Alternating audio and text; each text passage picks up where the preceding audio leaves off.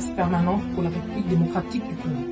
Le CNRC appelle tous les Congolais à un véritable sursaut face à ce loup dangereux qui tente de revenir dans la bergerie.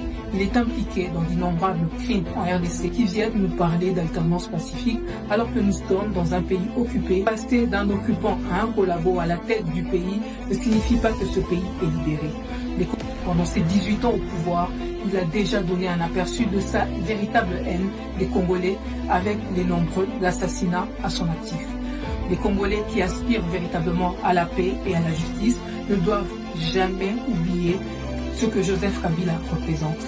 Il est une menace permanente pour la RDC. Joseph Kabila essaye de consolider le mythe que le Rwanda et lui ont construit, celui d'un prétendu fils de musée sauveur de la RDC, alors qu'il n'est qu'un agent du Rwanda infiltré en RDC pour faciliter le processus d'occupation et de balkanisation de la RDC. Lorsqu'il parle de la soudanisation de la RDC, ce n'est pas une analyse, mais plutôt un véritable aveu. Joseph Kabila ne fait que reconnaître un processus qu'il a lui-même contribué à initier et à entretenir. Cette attitude incohérente et dangereuse du régime de Félix Tshisekedi est devenue particulièrement flagrante à travers une condamnation à mort spectaculaire de Joseph Kabila, mais sans aucune suite judiciaire internationale conséquente et crédible. L'absence de mandat d'arrêt international révèle une volonté manifeste de protection. Alors que Félix Tshisekedi a lui-même affirmé publiquement que Joseph Kabila est l'instigateur de l'AFC M23, nous sommes dans un pays occupé. Passer d'un occupant à un collabo à la tête du pays ne signifie pas que ce pays est libéré. Communiqué du Conseil national de la résistance congolaise. Joseph Kabila, une menace permanente pour la République démocratique du Congo. Paris, mars 2026. Le Conseil national de la résistance congolaise, CNRC en sigle, a pris acte avec indignation et gravité de l'interview accordée par Joseph Kabila aux médias belges La Libre Belgique. Publiée le 23 mars, date devenue symbolique dans l'histoire récente de la République démocratique du Congo. Cette sortie médiatique, qui constitue une provocation politique majeure, ne relève ni du hasard ni d'une simple expression d'opinion. Elle constitue une provocation délibérée et une prise de position politique assumée en faveur des forces de déstabilisation opérant à l'est de notre pays. En choisissant le 23 mars, Joseph Kabila adresse un message clair. Il s'inscrit dans la continuité idéologique et stratégique du mouvement du M23 responsable de crimes massifs, de déplacements forcés et du processus de balkanisation de la République démocratique du Congo. Lorsqu'il parle de la soudanisation de la RDC, ce n'est pas une analyse, mais plutôt un véritable aveu. Joseph Kabila ne fait que reconnaître un processus qu'il a lui-même contribué à initier et à entretenir. Cette fragmentation progressive du territoire national, marquée par la perte de contrôle de l'autorité de l'État, est le résultat direct de la destruction méthodique de l'appareil sécuritaire, de l'infiltration à grande échelle des institutions qu'il a lui-même orchestrées et de la mise sous tutelle de pans entiers du territoire congolais par des étrangers, et notamment le Rwanda. Le CNRC tient cependant à rappeler que Félix Tshisekedi et Joseph Kabila portent une responsabilité conjointe dans l'affaiblissement de l'État. Leur rôle reste historique et accablant dans l'affaiblissement de l'armée congolaise et des services de sécurité. Contrairement à la propagande entretenue par leurs cercles respectifs, ces deux figures ne sont pas des solutions. Elles constituent le cœur du problème. Ils ne sont pas des recours, ils sont les architectes du chaos actuel. C'est pourquoi le CNRC tient une fois de plus à dénoncer avec fermeté le double jeu du régime de Félix Tshisekedi. L'attitude incohérente et dangereuse du régime de Félix Tshisekedi est devenue particulièrement flagrante à travers une condamnation à mort spectaculaire de Joseph Kabila, mais sans aucune suite judiciaire internationale conséquente et crédible.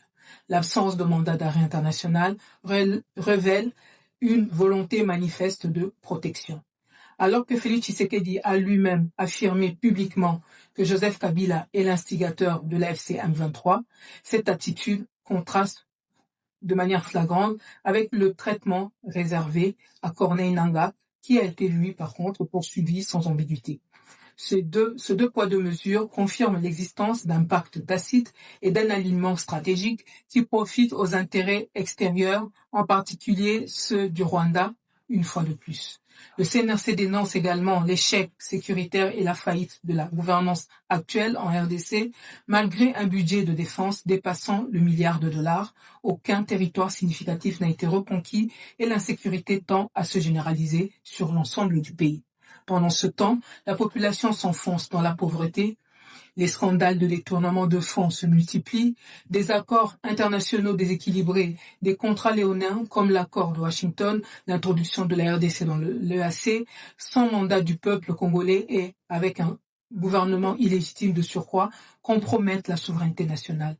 Le pouvoir en place vend des illusions tandis que la réalité du terrain confirme une faillite totale de l'État. Ainsi, la RDC s'enfonce dans une gouvernance en décalage avec la réalité territoriale. Le CNRC rappelle que, malgré une déstabilisation majeure de la RDC, des élections ont été organisées dans un pays fragmenté, des accords majeurs ont été signés sans contrôle effectif du territoire et une révision constitutionnelle est envisagée dans un contexte de désintégration nationale. Cette déconnexion totale entre le pouvoir et la réalité du pays cache mal, en réalité, une véritable complicité entre le pouvoir en place et les forces extérieures qui s'activent pour faire main basse sur la RDC et ses ressources. D'autre part, l'impunité a été érigée en système. Le recyclage de figures clés du système Kabila au sein du régime actuel confirme le collaborationnisme actif du régime en place, qui se traduit par l'absence de rupture politique et la continuité d'un système fondé sur l'impunité. Aucun responsable majeur de crimes économiques ou sécuritaires n'a été sérieusement sanctionné. Joseph Kabila en reste l'un des meilleurs exemples puisqu'il s'avère être un acteur toujours actif et protégé. Le CNRC affirme que Joseph Kabila essaye de consolider le mythe que le Rwanda et lui ont construit, celui d'un prétendu fils de Mzee, sauveur de la RDC, alors qu'il n'est qu'un agent du Rwanda infiltré en RDC pour faciliter le processus d'occupation et de balkanisation de la RDC. Pendant ses 18 ans au pouvoir, il a déjà donné un aperçu de sa véritable haine des Congolais avec les nombreux assassinats à son actif. Le CNRC appelle tous les Congolais à un véritable sursaut face à ce loup dangereux qui tente de revenir dans la bergerie. Il est impliqué dans d'innombrables crimes en RDC, à Tingi-Tingi, Poeto, Mouchaki, etc. Personne ne peut oublier les crimes de masse dont il est l'auteur. Ces victimes en RDC ne se comptent plus. Floribert Chebeya, Rossi Chimanga, Vincent Machozi, Général Mbunza Mabe, Franck Dike, Bakwa Mwamba, Armand Tungulu, le cardinal Etsou, Monseigneur Monsengo, Jeannette Abidje, les adeptes de Bundu Diakongo et ceux de Mukungubile, le chanteur des FAO, les experts de l'ONU, Zaïda Catalan et Michael Shah, etc. La liste est longue. Pour cela, il s'appuie sur des individus sans foi ni loi, corrompus et abjects, qui viennent nous parler d'alternance pacifique alors que nous sommes dans un pays occupé et que passer d'un occupant à un collabo à la tête du pays ne signifie pas que ce pays est libéré. Les Congolais qui aspirent véritablement à la paix et à la justice ne doivent jamais oublier ce que Joseph Kabila représente. Il est une menace permanente pour la RDC. Ce Kadogo rwandais, ancien de l'APR, comme l'a rappelé Laurent Kundabatware, demeure un acteur central de la déstabilisation de la RDC et agit comme un relais stratégique des intérêts du Rwanda, bénéficie d'une protection politique manifeste. Sa sortie du 23 mars constitue une signature politique, une revendication implicite de son rôle dans la crise actuelle. En conclusion, l'heure est plus que jamais à la mobilisation nationale. L'impunité dont bénéficie Joseph Kabila démontre que Félix Tshisekedi ne contrôle pas réellement les leviers de l'État.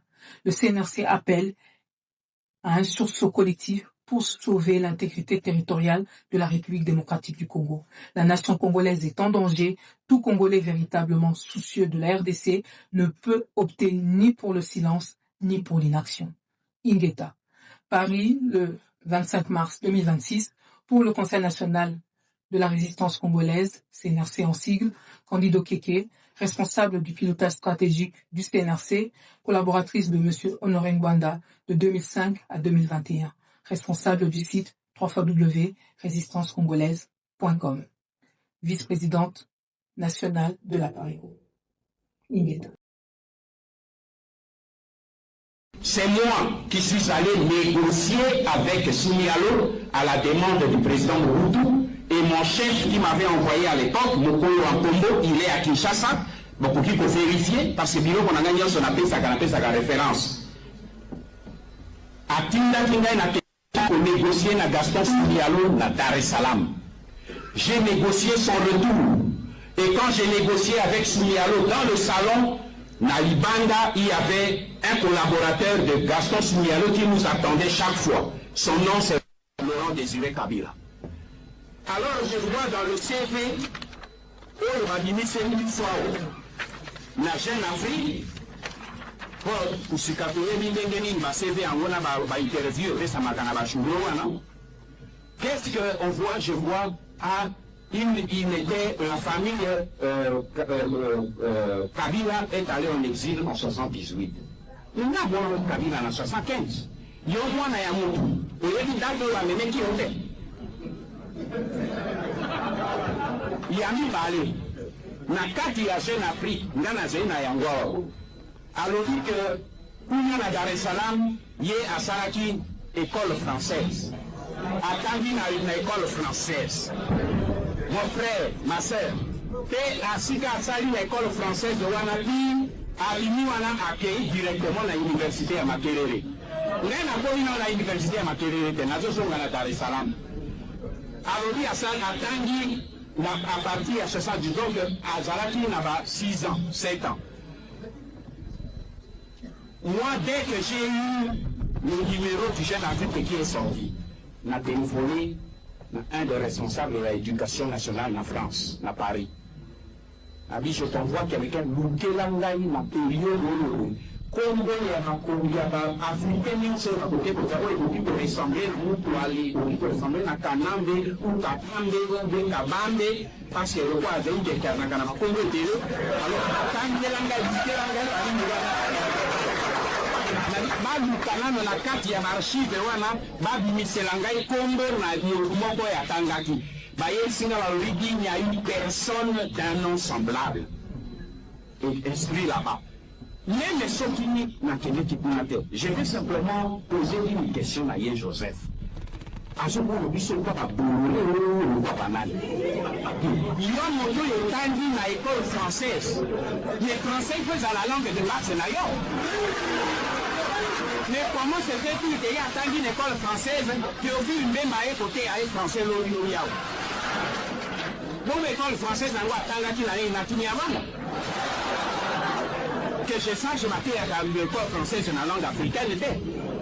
Tu as étudié dans une école française, tu as fait l'école secondaire, l'école primaire et secondaire en français, qui est votre langue de base, et puis après, vous ne savez pas parler français. On est pour ça qu'on a battu. On est pourquoi que ça va monter aussi pour l'intégrer à Bologna et à Souma. Alors, il y a attendu une classe dans l'université américaine.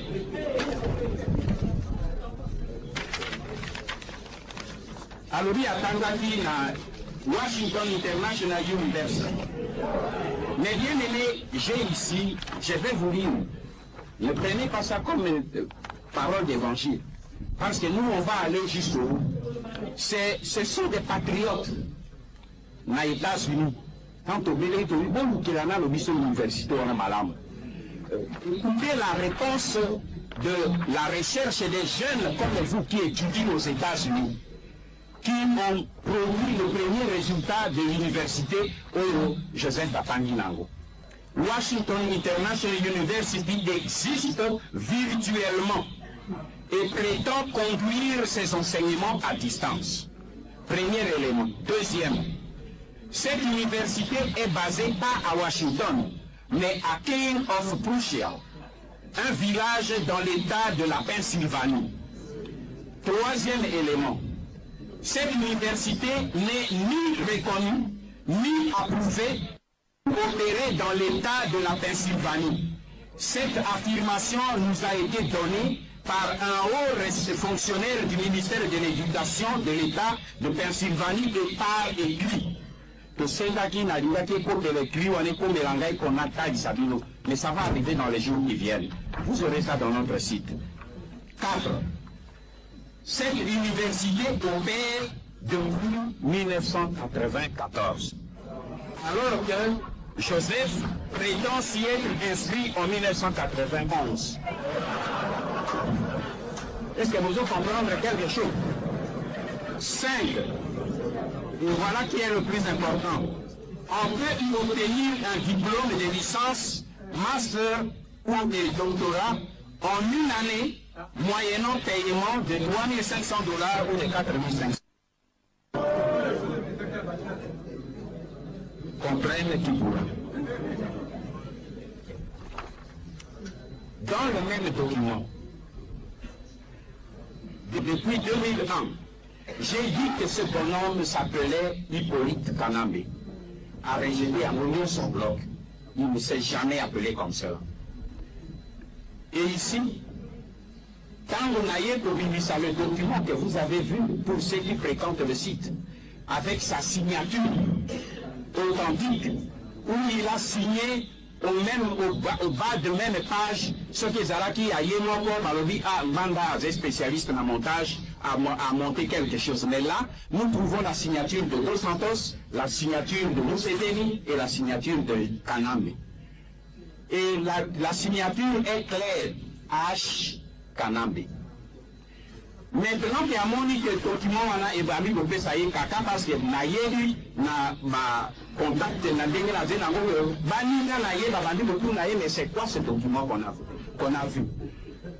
Maintenant, qu'est-ce qu'il fait? Aïe, la jeune Afrique, aïe pour reconnaître Rabino, je m'appelais Hippolyte pour changer de niveau pour ma sécurité. Il y a moi la tata n'a changé de Congo. Mais Mazari Kassina passe à tout. Hippolyte n'a jamais tout. Quand il n'est jamais dans sa qualité. Il y a maintenant la Kabila.